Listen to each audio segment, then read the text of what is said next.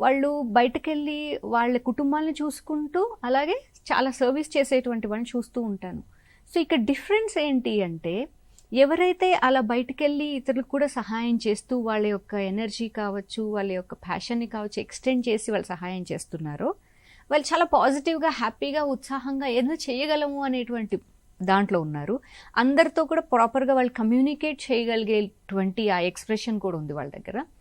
ఎవరైతే అలాంటిది ఏదీ కాకుండా వాళ్ళ కుటుంబానికే వాళ్ళు చేసుకుంటూ, వాళ్ళ కోసమే వాళ్ళు కష్టపడుతూ, ఇవన్నీ వాళ్ళ కోసమే వాళ్ళే చేసుకుంటూ కూడా మళ్ళీ కంప్లైంట్స్, నా జీవితంలో ఇలా ఉంది, అలా ఉంది, వాళ్ళు అలా చేశారు, వీళ్ళు ఇలా చేశారు.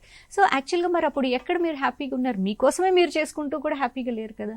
సో అందుకోసమని ఏంటంటే, ఎప్పుడైనా సరే మన కోసం మనం చేసుకుంటూ కూడా ఇతరుల కోసం, సొసైటీ కోసం ఖచ్చితంగా ప్రతి ఒక్కరి బాధ్యత మనం సొసైటీలో ఏదో ఒకటి సర్వీస్ అనేది చేస్తూ ఉండాలన్నమాట. ఆ కాంట్రిబ్యూషన్ మన వైపు నుంచి జరుగుతూ ఉంటేనే మన లైఫ్ కూడా చాలా బాగుంటుంది.